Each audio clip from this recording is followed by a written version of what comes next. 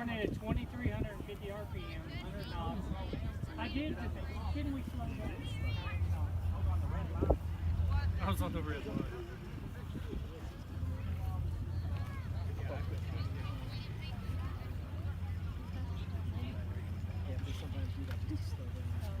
Don't laugh. I did pretty okay.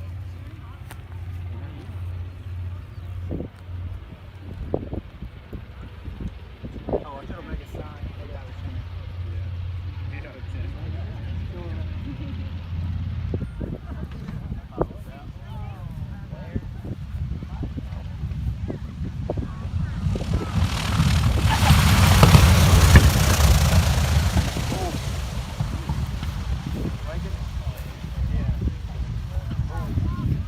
Whoops! Hit the brake a little hard.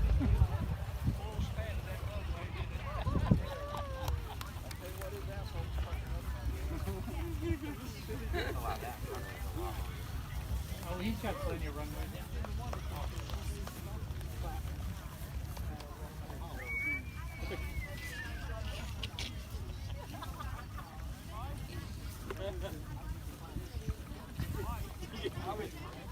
I ain't never been all the way that far down, but when Dave and I did night landing, I did not like it. Man, you use more than he does. I saw you landing way down there. You know what? I landed here, I was just fast. Yeah, when you went and get your girl. Red. I know, I got too high. I got all the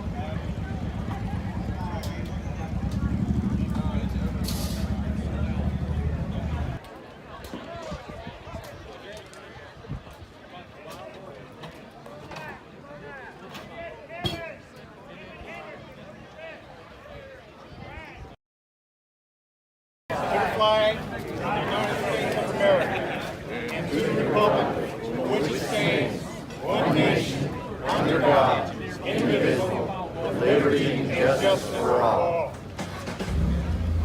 Bow your head, uncover. We'd like to thank Grandfather today for this plane arriving to honor these veterans that have served. We'd like to keep the military that's overseas in our prayers. Everybody here, Grandfather, long life. Amen. Kevin Henderson, the county judge. I want to thank everyone for coming out. We've known about this for a few weeks. Carl, he had called me about it, told me a little bit about it. I've been told that a couple other places that they went, they had 20, 30, 40 people come up. Look around.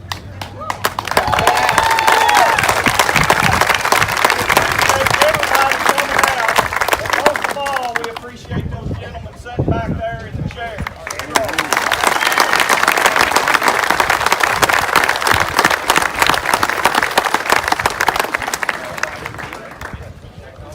About 30,000 here today.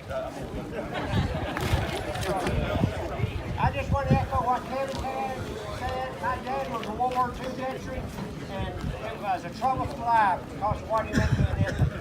And I not only appreciate the World War II veterans, Korean War, Vietnam War, anybody that served our country, not only men, but men and women. And thank you for getting this plane here, Carl.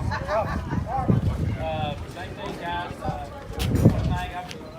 had my picture taken with a lot of important people in my life, a lot of heroes, but the most important picture I just took was the one I took today of those 5 veterans right here in World War II.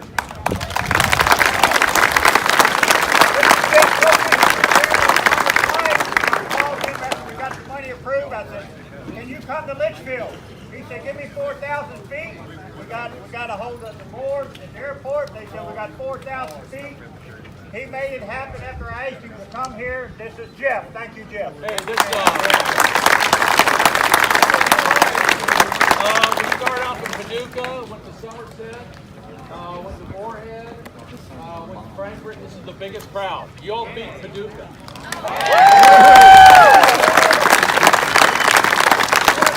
What's going to happen here, okay? They've got to get it set up for viewing. So what you all can do, you can step on the boxes, look in the front of the plane, the rear of the plane, go around. You got the pilot, the whole thing, ask them questions. You know, they like you to really see the plane. Now, you'll have about a half hour, 45 minutes.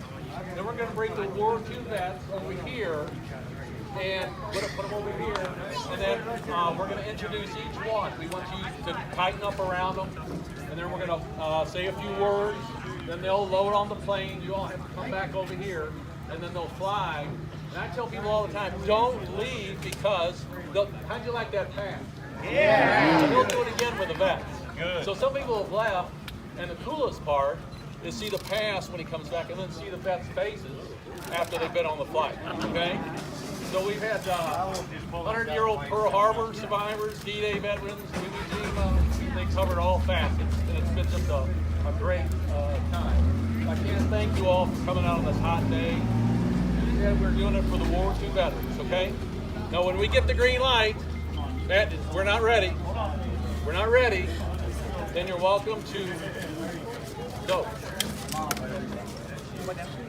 Let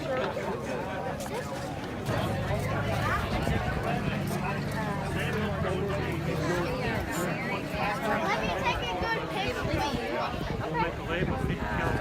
That's all. 45 minutes.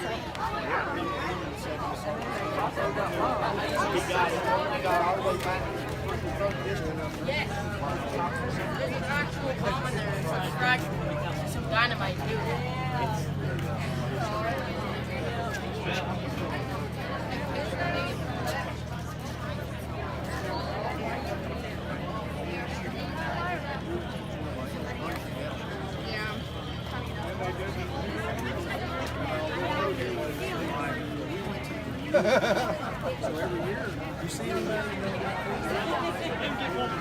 Baby.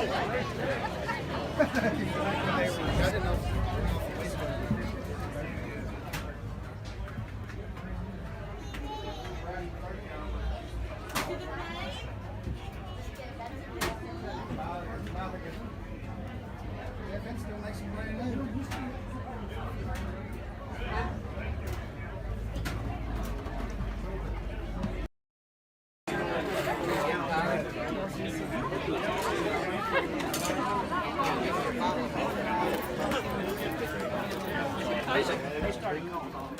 Like I say, I found a bunch of the first guy got on the inside.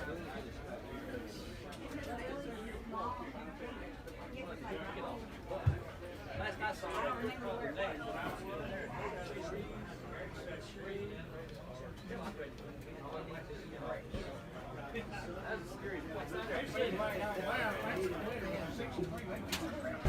So he's number 2. So put him right there.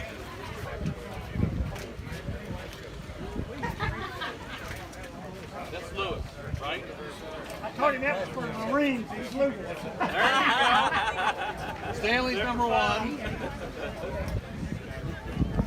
Glenn, you're to the right. Mr. Gall. It is great to see you, sir.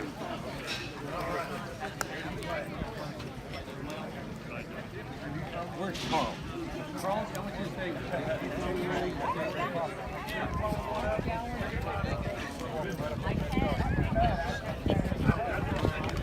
Yes. Jack Moody. Is it? No? Are you Jack? Yeah. Sorry.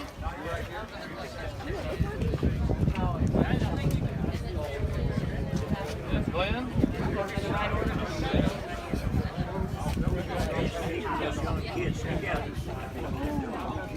This is an honor, isn't it?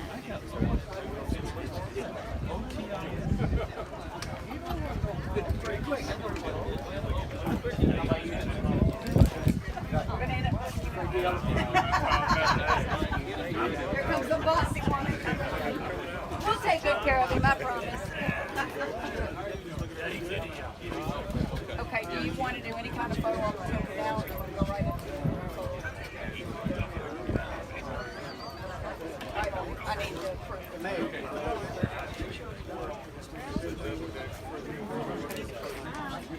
I need the crew. Yes, right now. Right now. Picture of all of them. Hey, Matt, crew. Does she get a picture? Yeah, we're gonna do it right now. You get a picture? Yep. Right now. Okay, we need just the veterans up here and the crew. No. Who comes out? Carl's gonna stay No, because you're he's gonna with the come out first, then you're gonna come back Okay, in. come here. Don't let me kill him. She'll tell you. Oh, she'll tell you. You're out. Over there. Over there. This is crew. This is crew. You're in, you're out. Okay, have we got everybody? Where's Schubert? Okay. Okay, everybody look this way. What a good looking crew. They just get better looking everywhere we go. All right, how about a salute? There we go. Okay, now I want one with Carl. Okay, Carl, step in. And everyone will know why. I'll do this. No, you I can don't want do yours. No, don't worry. I'm doing my own. Look at Kelly. Okay, look at here. You're gonna be so tired of smiling today.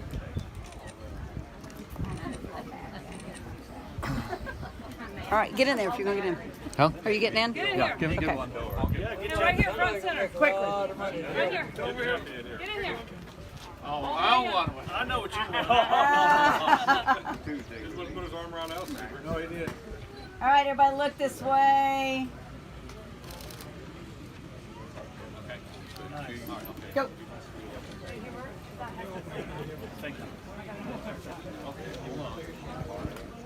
Hey, anybody who wants to hear this, come on over. Otherwise, you're okay. Which way we start? On the left or right? Okay, we good? How are y'all doing today? All A right. little warm, but what the heck? My name is Jeff Topi, chairman of Honor Flight Bluegrass out of Louisville. And as you all know, we've been on what we call a barnstorming tour with this B-25.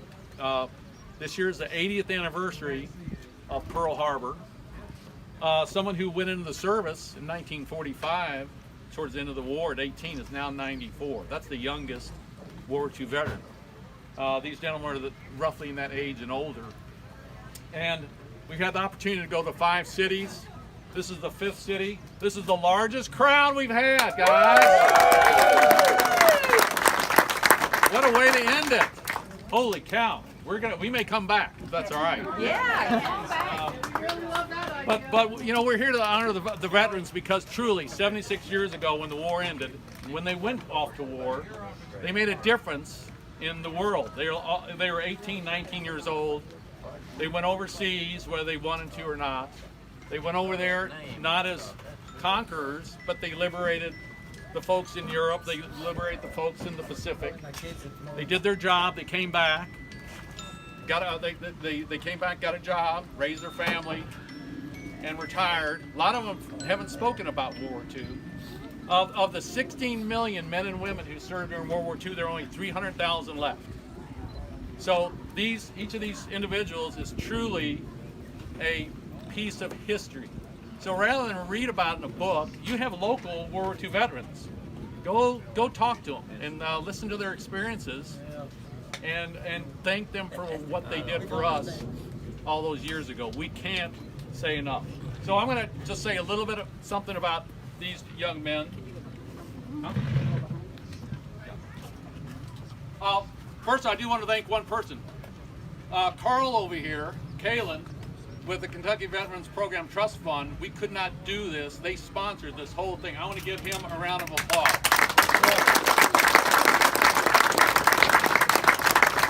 He's worked with Mike and Kirk on this thing.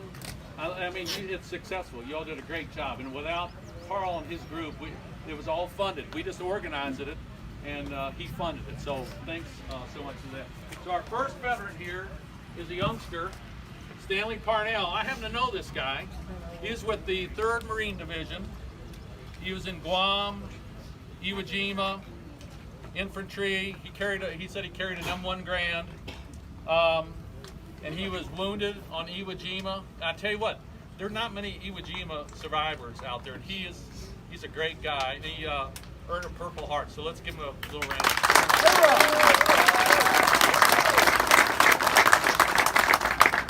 So Lewis Simpson here, he's the statesman of the group. You're 99, aren't you, Lewis? Isn't that amazing? That's great. He was with the U.S. Army. He joined in 1942, early in the war. He was in the Philippines, Luzon Island. He and I were talking. He didn't want to say too much, but he said, "I'm just an infantry, a foot soldier." But think about it. These guys, they're the ones who made the difference. Someone had to do the grunt work, the dirty work, and he's one of them. And he's very humble. He didn't want to tell me much at all, but I squeezed it out of him. So here's a perfect example of a very humble, modest World War II veteran.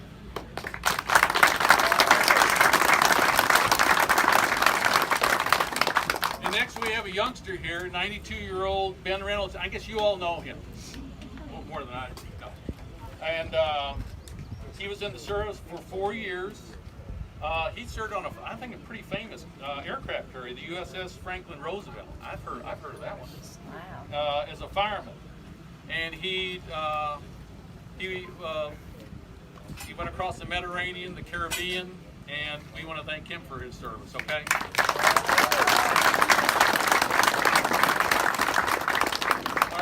I'm switching you guys, and I'm coming back to you. And then our other World War II veteran was Glenn Goff. He was a Army medic, a surveyor, which is pretty cool. I never heard of a surveyor.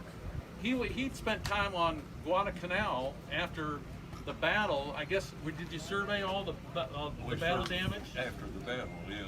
Yeah. So surveyed the island. Yeah, and I never realized that they'd often do that after battles to see what was left, what they left behind. And I didn't think someone's got to do all that kind of stuff. I've never met a surveyor. So we thank you for that.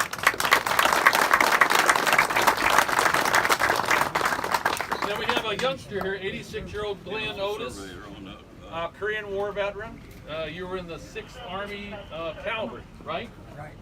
And he was, in layman's terms, I'm not a veteran, but he loaded howitzers. Is that correct? Is that what you did? So thank you for your service, okay? Then we have Bruce Combs here, Army. He was a platoon sergeant regarding training troops. And he was proud. He told me twice that he served twice in Korea and twice in Vietnam. So he's a Korean and Vietnam veteran. So let's give him a round of applause.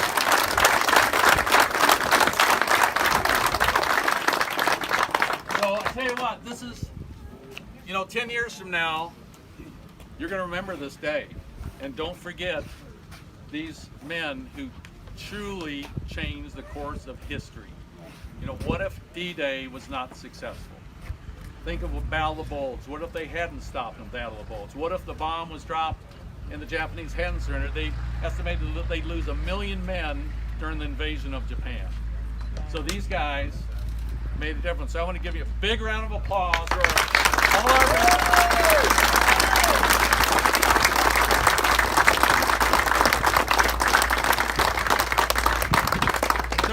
We could not have done this without the B-25 and the Commemorative Air Force out of St. Louis. I've worked with Matt and the crew a couple of years.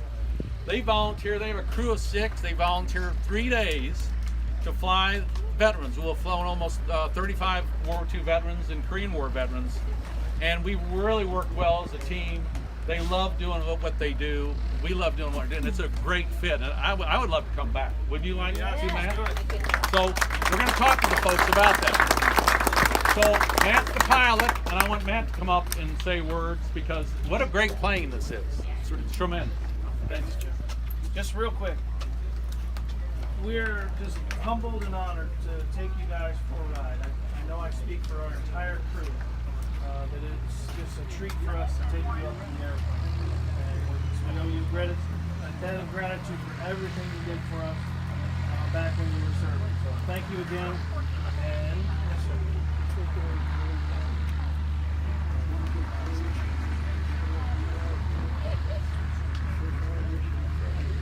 The Doolittle Raid.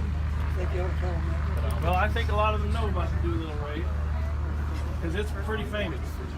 So, yeah, I know. You're right about that. It's quite a feat what they did. So, thank all of you. Let's go have some fun in the airplane. Thank you.